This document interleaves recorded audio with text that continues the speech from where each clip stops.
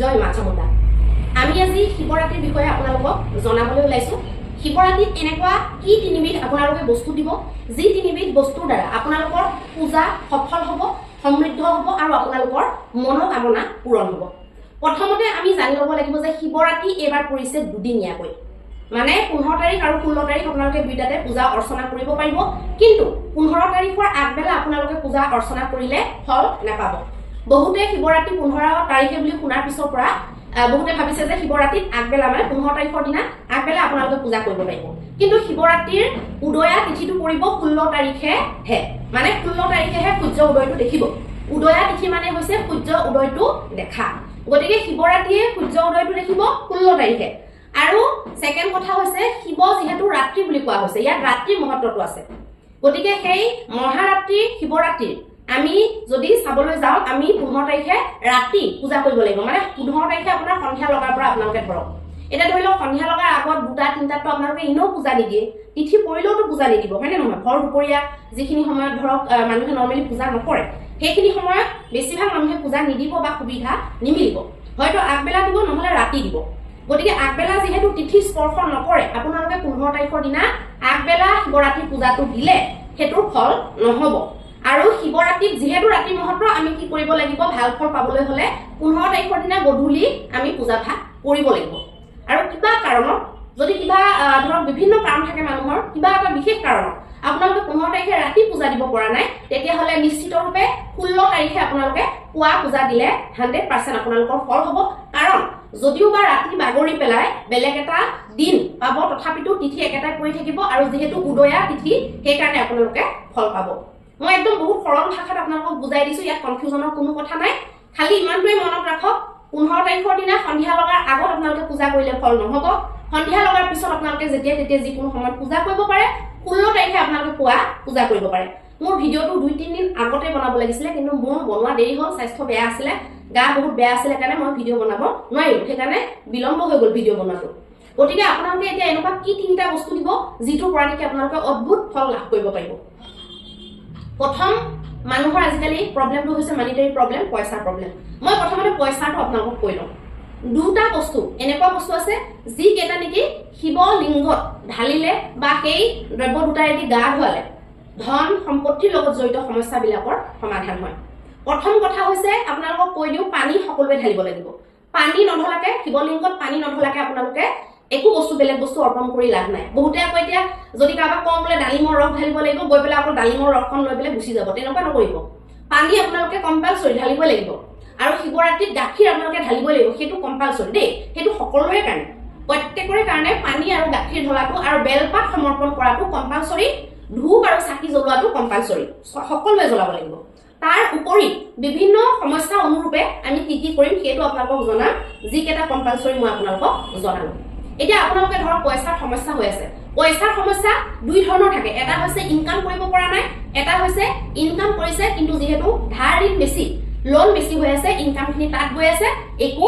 আগুৱাব পৰা নাই। গতিকে পইচাৰ সমস্যাটো মেইনলি সেইটোতে, হয়তো ইনকাম হোৱা নাই নহলে ধাৰ ঋণ বেছি হৈছে, দুটাতে আমাৰ মানুহখিনি মানে লাগি ধৰি থকা দি থাকে। গতিকে ধাৰ ঋণৰ পৰা আপোনালোকে যদি মুক্তি পাবলৈ বিচাৰে, তেতিয়াহ'লে কুঁহিয়াৰৰ ৰসেৰে অভিষেক কৰিব লাগিব। অভিষেক কৰা মানে কুঁহিয়াৰৰ ৰস আপোনালোকে ঢালিব লাগিব। কিবা কাৰণত যদি কুঁহিয়াৰৰ ৰস আপোনালোকে নেপায়, কিন্তু পাব দেই, আমি নৰ্মেলি পাওঁ, কিন্তু কোনোবা জেগাত যদি কুঁহিয়াৰৰ ৰস নেপায়, কিবা কাৰণত যদি কুঁহিয়াৰৰ ৰসৰ ব্যৱস্থা নহয়, তেতিয়াহ'লে আপোনালোকে কি কৰিব, এই কুঁহিয়াৰৰ গুড়টো আনিব। গুড়টো আনি পেলাই ঠাণ্ডা পানীত ভালকে চাফাকে হাত ধুব, চাবোন তাবোন দি ভালকে হাত ধুব, হাত ধুই পেলাই গুড় অকণমান, কুঁহিয়াৰৰ গুড় অকণমান এনেকে আপোনালোকে সানি পেলাই পানীত মিহলাই গুড়ৰ পানীৰে আপোনালোকে শিৱলিংগৰ অভিষেক কৰিব পাৰিব। আৰু যদি কুঁহিয়াৰৰ ৰস পায়, 100% কুঁহিয়াৰৰ ৰসেৰে আপোনালোকে গা ধুৱাব। আজিকালি বন্ধ বটলত কোম্পানীৰ পৰা কিছুমান কুঁহিয়াৰৰ ৰস আহে, কিবা কিবি এনেকুৱা কোম্পানী আছে যি কুঁহিয়াৰৰ ৰসৰ জুচটো বৰ্তমান পেকেজিং কৰি পেলাই বিক্ৰী কৰিছে, সেইটো ৰস কিন্তু ভুলতো নিদিব। আমাৰ কুঁহিয়াৰৰ পেৰা এই যে হেৰিবিলাক থাকে আপোনাৰ ৰাস্তাত যে বহি থাকে, তেওঁলোকৰ তাত গৈ পেলাই আপোনালোকে তেওঁলোকক ক'লে হ'ল, বোলে আমাক নেমু চেমু নেচেপাকে, পুদিনা চুদিনা নিমখ নিদিয়াকে শিৱলিংগত ঢালিবৰ কাৰণে অকল চাদা আপোনালোকে কুঁহিয়াৰৰ ৰস উলিয়াই দিয়ক। ঘৰৰ পৰা বটল এটা লৈ যাব, চাফা বটল এটা, নহলে 10 টকীয়া পানী বটল এটা আপোনালোকে লৈ যাব, পানীখিনি পেলাই দিব, তাতে আপোনালোকে কুঁহিয়াৰৰ ৰসখিনি ভৰাই ল'ব। 1 গিলাচ দিয়ে, 2 গিলাচ দিয়ে, 1 লিটাৰ দিয়ে, 2 লিটাৰ দিয়ে, আপোনালোকৰ ওপৰত। আপোনালোকে যদি 2 লিটাৰো দিম বুলি ভাবে বোলে আপোনালোকে 20 টকা গ্লাছ আপোনালোকে 10 গিলাছ দিয়ে তথাপিতো ক'বলগীয়া নাই 1 গিলাছ দিলেও আপোনালোকে ক'বলগীয়া নাই এটা আপোনাৰ ইনকাম বহুত কিন্তু আপুনি যদি 10 টকীয়া 1 গিলাছ লৈ যায় হেতু কিন্তু ভগৱানে আসলে সেই বস্তুটো চাই এটা বহুতে ক'ব যে ভগৱানে মানে ইনকামও চাই 100% ইনকামও চাই কাৰণ আপুনিতো সন্ন্যাসৰ কাৰণেতো আপুনি প্ৰাৰ্থনা কৰা নাই ন আপুনি ভৌতিক বস্তুৰ কাৰণে প্ৰাৰ্থনা কৰিছে ভৌতিক বস্তুৰ কাৰণে যদি প্ৰাৰ্থনা কৰিব ভগৱানে সেইবিলাক বস্তু নিশ্চিত ৰূপে চাব আপুনি যদি ডাঙৰ এটা ইণ্ডাষ্ট্ৰি খাৰা কৰিছে আৰু আপুনি ভগৱানৰ থালিখনত যদি কেৱল 100 টকা এটা দিছে তেতিয়াহলে হেতু চাব আৰু এজন যদি গৰীব দুখীয়া মানুহ যিনিকি কাম কৰি দুবেলা দুমুঠি খাই আছে তেওঁ যদি 5 টকা এটাও দিয়ে ভগৱান সন্তুষ্ট হয় গতিকে আপোনালোকে পইচাৰ সমস্যাৰ কাৰণে কুঁহিয়াৰৰ ৰস আৰু বেদেনাৰ ৰস বা ডালিমৰ ৰস এটা নৰমালি যেটো বজাৰৰ ফলৰ দোকানত কিনিবলৈ পোৱা যায় হেতু বেদেনা বুলি কয় যেটো ডাঙৰ হয় বেদেনাৰ ৰসটো আৰু কুঁহিয়াৰৰ ৰসটো আপোনালোকে ঢালক শিৱলিংগত আৰু মনৰ কামনাবিলাকক পইচাৰ সমস্যাৰ পৰা আপোনালোকে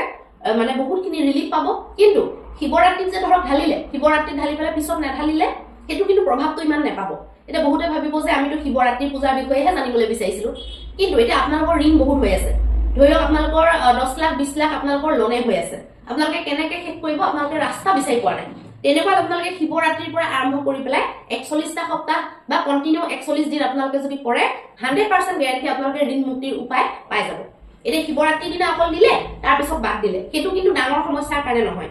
আৰু যদি একো সমস্যা চলি থকা নাই নৰমাল ইনে নৰমাল প্ৰবলেম তেতিয়াহলে অকল শিৱৰাত্ৰি পূজাতে হৈ যাব কিন্তু বহুত যদি ডাঙৰ প্ৰবলেমত ফচি আছে তেতিয়াহলে আপোনালোকে শিৱৰাত্ৰিৰ পৰা আৰম্ভ কৰি দীঘলীয়াকে 41 দিন বা 41 সপ্তাহ বা 21 দিন বা 21 সপ্তাহ আপোনালোকে দিব লাগিব ধৰি লওক শিৱৰাত্ৰি 16 তাৰিখ সোমবাৰ গৈছে আপোনালোকে 16 তাৰিখ সোমবাৰে আপোনালোকে ঢালিলে এটা প্ৰত্যেকটো সোমবাৰে তেনেকে 21টা সোমবাৰ বা 41টা সোমবাৰ আপোনালোকে কৰিলে নহলে সোমবাৰৰ পৰা আৰম্ভ কৰি আপোনালোকে বা ৰবিবাৰে ৰাতিৰ পৰা আৰম্ভ কৰি কন্টিনিউ আপোনালোকে ডেইলি 21 দিন বা 41 দিন কৰি পেলাই শেষ কৰি দিলে তেনেকুৱাকৈ আপোনালোকে কৰিব পাৰিব আৰু দুইটা যদি আপোনালোকে ঢালে কুঁহিয়াৰৰ ৰসো যদি দিয়ে বেদেনাৰ ৰসো যদি দিয়ে বেদেনাৰ ৰসটোৱে আপোনালোকৰ ইনকাম বঢ়াব কুঁহিয়াৰৰ ৰসটোৱে আপোনালোকক ঋণ মুক্তি দিব গতিকে এইটো কলো মই ঋণ মুক্তিৰ কাৰণে এটা আছে কাৰবাৰ যদি বেমাৰ আজাৰ হৈ আছে বেমাৰ আজাৰ হৈ থকা সকলে কি কৰিব আপোনালোকে কেঁচা হালধি খুনিব লাগিব কেঁচা হালধি খুনিব তাত আপোনালোকে এই যে আমাৰ জালুক যেটো মানে আপাৰত জালুক বুলি কয় নামনিত গোলমৰিচ বুলি কয় কোলা কোলা যেটো জালুকৰ গুটি হেতু আপোনালোকে হালধিৰ ৰসৰ লগত পিচিব লাগিব পিচি পেলাই মানে গোলমৰিচ বা জালুক আৰু হালধি তাত অকনমান পানী মিহলাব আৰু অকনমান পাৰিলে গাখীৰ মিহলাব সেই মিশ্ৰণটো দি আপোনালোকে শিৱলিংগত ঢালি পেলাই গা ধুৱাব ভালকে ঘঁহি ঘঁহি ধুৱাব বেমাৰৰ মুক্তিৰ কাৰণে আপোনালোকে হেতু 21 দিন বা 21 সপ্তাহ 41 দিন বা 41 সপ্তাহ আপোনালোকে কৰিলে ডাঙৰ বেমাৰৰ আপোনালোকৰ যদি ডায়াগনোজ হোৱা নাই ডায়াগনোজ হৈ যাব ট্ৰিটমেন্ট ভাল হ'ব বা ট্ৰিটমেন্টে আপোনালোকৰ কামত দিব দৰব বিলাক বেমাৰটোত গাত লাগিব মানে তেনেকুৱা আপোনালোকে আৰু যদি কাৰবাৰ ধৰা পৰা নাই ধৰা পৰি যাব কি বেমাৰ হৈছে হেতু আপোনালোকে কৰিব পাৰে আপোনালোকৰ বিবাহ হোৱা নাই তেতিয়াহলে আপোনালোকে কি কৰিব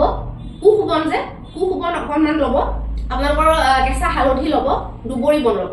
এই মানে কুহুবনটো আৰু দুবৰি বনটো হালধিৰ পানীত আপোনালোকে ডুবিয়াই পেলাই হেতুৰে আপোনালোকে অভিষেক কৰিব হেতুৰে অভিষেক কৰাৰ পিছত গোলাপ জলেৰে আপোনালোকে অভিষেক কৰিব গোলাপ জলেৰে অভিষেক কৰি পেলাই বেলপাত আৰু গোলাপ ফুল আপোনালোকে অৰ্পণ কৰিব গোলাপ ফুল ৰঙা হওক গুলপীয়া হওক বগা হওক কোনো কথা নাই গোলাপ ফুল আপোনালোকে অৰ্পণ কৰিব হেতু শীঘ্ৰে বিবাহ কৰোৱাৰ কাৰণে মই উপায় দিলো আৰু এটা মই উপায় দিম সন্তান প্ৰাপ্তিৰ কাৰণে এইটো আপুনি বিয়াৰ কাৰণেও কৰিব পাৰে সন্তান প্ৰাপ্তিৰ কাৰণেও কৰিব পাৰে চৰকাৰী চাকৰি প্ৰাপ্তিৰ কাৰণেও কৰিব পাৰে এইটো এতিয়া যেটো এতিয়া মই দিম হেতু আপুনি এই তিনিওটাতে ইউজ কৰিব পাৰে হেতু হৈছে পঞ্চামৃতৰ দ্বাৰা অভিষেক পঞ্চামৃতৰ দ্বাৰা যেতিয়া আপুনি অভিষেক কৰিব বহুতে পঞ্চামৃত কি নাজানে মই আপোনালোকক কৈ দিও পঞ্চামৃতত আপোনালোকে গাখীৰ ঢালিব গাখীৰৰ আধা আপোনালোকে দৈ ঢালিব দৈৰ আধা আপোনালোকে ঘিউ ঢালিব ঘিউৰ আধা আপোনালোকে মৌ ঢালিব মৌৰ আধা আপোনালোকে শৰ্কৰা বা কুঁহিয়াৰৰ ৰস ঢালিব যদি কুঁহিয়াৰৰ ৰস এভেইলেবল নাই তেতিয়াহলে আপোনালোকে ব্ৰাউন সুগাৰটো ইউজ কৰিব পাৰে ব্ৰাউন সুগাৰটো ইউজ কৰিলে হৈ যাব বা এটো যদি নাপায় বা আনিব নোৱাৰে ব্ৰাউন সুগাৰটোৰ দাম বেছি হয় নৰমাল আপোনালোকে চেনি যেটো ঘৰত ব্যৱহাৰ কৰে হেতু আপোনালোকে দিব পাৰে এই পাঁচটা দ্ৰব্যৰ দ্বাৰা আপোনালোকে শিৱলিংগটো ধুনিয়াকৈ ধুৱাব লাগিব তাৰ আগত পানী ঢালি ল'ব লাগিব আৰু এই দ্ৰব্যখিনি দি ধুৱাৰ পিছত পানীৰে ধুনিয়াকৈ ধুৱাই পেলাই আপোনালোকে চাফা কৰি বেলপাত ফুল অৰ্পণ কৰি আপোনালোকে প্ৰসাদ পানী আগবঢ়াই দিব লাগিব এইকেইটা নিয়ম আপোনালোকে যদি মই যেনেকৈ কলো তেনেকৈ আপোনালোকে কৰে আৰু এটা প্ৰবলেম হেতু খজতিৰ প্ৰবলেমৰ কাৰণে মই দিও আজিকালিৰ যুগত বহুত মানুহৰ কি হয় খজতিৰ বা এলাৰ্জিৰ প্ৰবলেম থাকে স্কিনত বিভিন্ন ধৰণৰ কিবা নহয় কিবা হৈ থাকে বা দেখা নাযায় বস্তুটো হৈ থাকে কিন্তু খজতিটো হৈ থাকে তেনেকুৱা সমস্যাৰ কাৰণে মই এটা উপায় দিও শিৱৰাত্ৰিৰ দিনাটো কৰিবই শিৱৰাত্ৰিৰ দিনা কৰাৰ পিছত এই উপায়টো আপোনালোকে কন্টিনিউ 40 দিন কৰিব তাৰ পিছত যিমান ডাঙৰ আপোনালোকৰ এলাৰ্জিৰ প্ৰব্লেম নহওক কিয় সেই প্ৰব্লেমটো আপোনালোকৰ সলিউশন 100% হৈ যাব পিওৰ গৰু গাখীৰৰ দৈ লাগিব লাগিলে আপোনালোকে গৰু গাখীৰ থব থৈ পেলাই দৈটো বনাই ল'ব গৰু গাখীৰৰ দৈ লাগিব আপোনালোকে সেই দৈৰে অভিষেক কৰিব লাগে প্ৰথমতে পানী ঢালিলে শিৱলিংগত পানী ঢলাৰ পিছত মানে গৰু গাখীৰৰ দৈৰে আপোনালোকে ভালকে শিৱলিংগটো একদম ভালকে একদম মুহাই ধুব লাগিব সেইটো আপোনালোকে ঘহাৰ পিছত দৈৰে যেতিয়া ধুৱাব তাৰ পিছত পানীৰে বঢ়িয়াকে আপোনালোকে গোটেই লিংগৰ আশে-পাশে এখিনি সফা কৰি দিব লাগিব তাৰপিছত ভালকে এবাৰ বিশুদ্ধ পানী ঢালিব পানী ঢালি পেলাই আপোনালোকে বেলপাত সমৰ্পণ কৰিব বগা ফুল সমৰ্পণ কৰিব আৰু বগা আপোনালোকে কথনা ফুলটো ল'ব পাৰে তগৰ ফুল ল'ব পাৰে বগা জবা ফুল আপোনালোকে ল'ব পাৰে যিকোনো ফুল আপোনালোকে ল'ব তাৰ পিছত আপোনালোকে প্ৰসাদ পানী আগবঢ়াই দিব ধূপ চাকি আগবঢ়াই দিব এইটো আপোনালোকে 40 ডেজ 40 দিন আপোনালোকে কৰিব যিমানে এলাৰ্জিৰ প্ৰব্লেম নহওক কিয় আপোনালোকৰ এলাৰ্জিৰ প্ৰব্লেমৰ সলিউশন হৈ যাব আৰু এটা মই আপোনালোকক উপায় দিওঁ ঘৰত যদি খুব কাজিয়া হৈ থাকে তেতিয়া হলে আপোনালোকে 108টা লং আৰু 108টা জালুক মানে গোলমৰিচটো যেটো কোলা গুলগুল যেটো আপাৰ আসামত মানে জালুক বুলি কয় নামনিত আপোনালোকৰ গোলমৰিচ বুলি কয় সেইটো 108টা ল'ব লং 108টা ল'ব সেই গুটেই কেইটা আপোনালোকে শিৱলিংগটোৰ ওপৰত নহয় কিন্তু শিৱলিংগটোৰ তলৰ এটা ঠাই শিৱলিংগ ভাগটো ওপৰত থাকে ন তলত আপোনালোকে এৰি থৈ আহিব লাগিব ধূপ চাকি দিলে লাষ্টত আপোনালোকে প্ৰাৰ্থনাখিনি কৰি পেলাই তাত আপোনালোকে এৰি থৈ আহিলে এই নিয়মটো আপোনালোকে আকৌ শিৱৰাত্ৰিৰ পৰা ৰবিবাৰে ৰাতিৰ পৰা 15 তাৰিখে ৰবিবাৰৰ ৰাতিৰ পৰা আৰম্ভ কৰি নহলে 16 তাৰিখে সোমবাৰে ৰাতিপুৱাৰ পৰা আৰম্ভ কৰি কন্টিনিউ আপোনালোকে 40 দিন যদি গোলমৰিচ বা জালুক আৰু 108টা লং যদি আপোনালোকে তেনেকে শিৱলিংগৰ তলৰ অংশত যদি এৰি থৈ আহে কিন্তু এনেকুৱা ঠাইত নেৰিব যত নেকি পানী যোৱা যেটো ৰাস্তা হেতু যাতে ব্লক হৈ যায় হেতু কিন্তু নকৰিব কাৰণ আজিকালি কি হৈছে পকাৰে বনোৱা থাকে এখন জালি লগাই দিয়া থাকে সেই জালিখনত কিন্তু গোলমৰিচ বিলাক আৰু লং বিলাক ফসি গলে নৰমাল পানী যোৱাত বাধা হ'ব হেতু কিন্তু নকৰিব হেতু কইলে শিৱলিংগৰ আশে-পাশে পানী নোযোৱা হ'ব লাগিলে লেতেৰা জমা হ'ব হেতু আপোনালোকে নকৰিব গতিকে তাক পানী যোৱাৰ অংশত নিদি পেলে বাহিৰত আপোনালোকে এৰি আহিব পাৰে এনেকে যে এটা ধৰক বাউন্ডাৰী বান্ধি থোৱা থাকে ন সেই বাউন্ডাৰীটোৰ সাইডত আপোনালোকে এৰি থৈ আহিলেও হ'ব গম পাইছেনে হেতু নকৰিব গতিকে এইকিটা মই নিয়ম দিলো ফজতিৰ দিলো মই আপোনালোকক ঘৰত কাজিয়া হৈ থকাৰ দিলো সন্তান প্ৰাপ্তিৰ দিলো বিবাহৰ দিলো পইচা পাতিৰ সমস্যাৰ দিলো ঋণ মুক্তিৰ মই আপোনালোকক দিলো লগতে চাকৰি প্ৰাপ্তি বা তেনেকুৱা ধৰণৰ বস্তুবিলাকৰ মনোকামনাৰো মই আপোনালোকক দিলো গতিকে শিৱৰাত্ৰিত আপোনালোকে এই নিয়মসমূহ কৰিব বুলি আশা কৰিছো আৰু লাভ ল'ব বুলি আশা কৰিছো যিসকলে কৰিব যিসকলে 40 দিন বা 41 দিন বা 21 সপ্তাহ বা 21 দিন যিসকলে কৰিব তেওঁলোকে 100% গম পাই যাব যে এই নিয়মখিনিয়ে কিমান কামত দিয়ে আৰু যিখিনিয়ে নকৰিব সেইখিনিয়েটো নিশ্চিতৰূপে গম নাপাব তেওঁলোকে এনে ভিডিও চাই পেলাই মনটো ভাল লগাই ঘৰতে শুই থাকিব গতিকে আপোনালোকে যিখিনি ভিডিওটো চাইছে মই আশা কৰিম যে আপোনালোকে অন্তত 90% মানুহে এটো কৰিব নিয়মখিনি হেতু মই আশা কৰিম আৰু নৰমালি বহুতে জানিবলৈ বিচাৰে যে পূজাটো কেনেকৈ কৰিলে ভাল